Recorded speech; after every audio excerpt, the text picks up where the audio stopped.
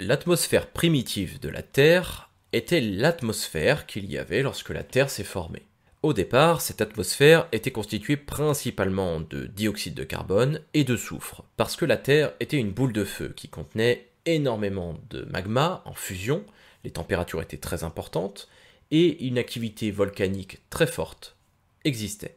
Rapidement, cette quantité de dioxyde de carbone va diminuer également la quantité de soufre. En effet, le dioxyde de carbone va être piégé dans les roches.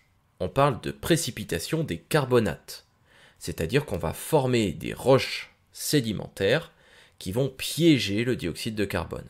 La quantité de dioxyde de carbone et de soufre va donc diminuer, tandis que la quantité de diazote, un autre gaz, va plutôt proportionnellement augmenter. Pendant environ 1 milliard d'années, la planète Terre va également se refroidir.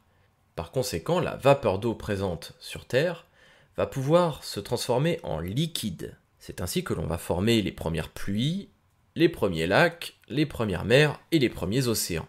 La quantité de vapeur d'eau dans l'atmosphère va donc diminuer. Il y a environ 3,7 milliards d'années, il y avait peu ou pas de dioxygène dans l'atmosphère, mais des êtres vivants appelés cyanobactéries vont réaliser pour la première fois de la photosynthèse. Cette photosynthèse permet de capter du dioxyde de carbone, mais surtout de rejeter dans l'atmosphère du dioxygène. La quantité de dioxygène va donc augmenter fortement, du moins jusqu'à l'arrivée des premiers animaux, bien plus tard, qui vont à leur tour utiliser ce dioxygène. C'est ainsi qu'il y a environ 500 millions d'années, la quantité de dioxygène dans l'atmosphère va se stabiliser à environ 21%, et aujourd'hui, l'atmosphère est constituée d'environ 78% de diazote, un peu moins de 21% de dioxygène, et 1% d'autres gaz, dont le dioxyde de carbone.